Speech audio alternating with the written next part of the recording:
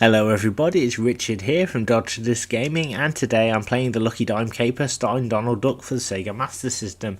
Yes, it's yet another Master System Let's Play, and what can I say, absolutely love this system. The Lucky Dime Caper is a game I played a lot when I was younger. I have completed it in recent years. I've heard a lot of people say that this is a bad game. It's not a bad game, it's just got some things that are bad about it. There are some things obviously that could be done better, but I do have a great fondness of it, probably because of nostalgia. And I have beaten it, and since I've completed it sort of in recent years, I guess that's why I kind of grew to love it. Because you kind of have to adapt to the challenge of this game. Basically the story is that the nephews and Donald are visiting Uncle Scrooge, and he's telling them a story about how he amassed his great fortune, and he said it was all down to one lucky dime. So as soon as they're outside, he basically gives them a lucky dime, wishes them the same kind of luck, when all of a sudden 3 crows swoop down from the sky, which kind of startle Donald and Scrooge. And then all of a sudden, to add insult to injury, Magica Dispel swoops down, knocks Scrooge out the way, takes his lucky dime, and basically says that she will be the richest duck in the world and not Uncle Scrooge now that she has the dime. I guess she believes in luck, and then laughing manically, she just disappears into thin air, and Scrooge is just like, give me back my dime. He doesn't really seem too concerned that the nephews are missing, he just wants his dime back. But Donald says, look, we need to get Huey, Dewey and Louie back, but Uncle Scrooge doesn't want to do anything, so he basically sends Donald out to get them, and also promises a reward if he can get his lucky dime back as well. And so begins the Lucky Dime Caper for the Sega Master System. So yeah, as I mentioned, I've seen a lot of reviews on this game, and I think Let's Plays, and I do understand people's frustrations with it. It is a game that I think could have been executed a little bit better, but it's by no means unplayable. So essentially we start the game and we can choose which nephew we want to go for first. So we'll go and get Louie first.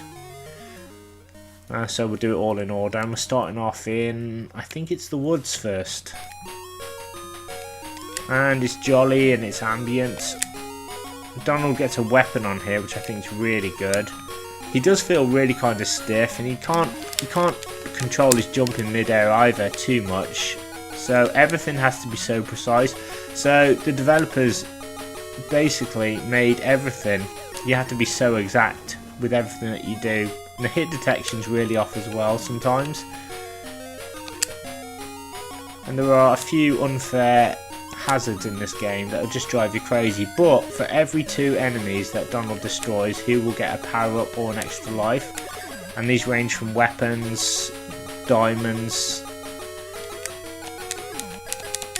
and lives,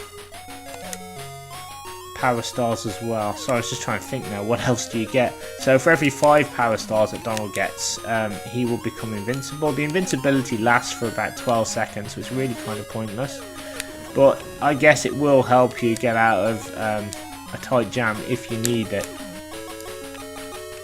This is of course another game with respawning enemies as well, so I suppose you can actually go off screen and go on screen and then defeat the same enemies again. But you can't rush through this game, you have to work at the game's pace unfortunately. So you have to play it a little bit slower than you would other games, so this isn't like Donkey Kong Country in which you can just race through. It's one of those ones you do have to sort of take your time with. And there is a time limit on the bottom of the screen, but honestly I don't think I've ever been called out by the time. There we are, I've just got the invincibility, but there's really no point in me having it. Alright. Oh god, that was close. Right, we're on the boss now, and this is this peed off bear.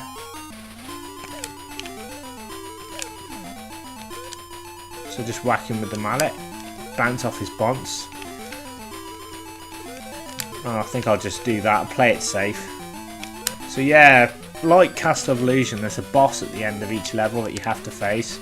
They're not too challenging, I will say. They can be defeated quite easily, but even though this looks like a fun cutesy game, it really isn't. It's kind of deceptive, and I think that's what kind of gets people the most about this game. You know, you think you go through, it's jolly, it's ambient, and it encourages you and you want to play, but then the controls and the way that it plays sometimes kind of lets it down. But it's still an awesome game in some respects. There are some really good things about it. The locations are really good, the little animations that you can make Donald do, like when he's in a cold climate he shivers, when he's in a hot climate he kind of sweats. So there's those little touches which I really like.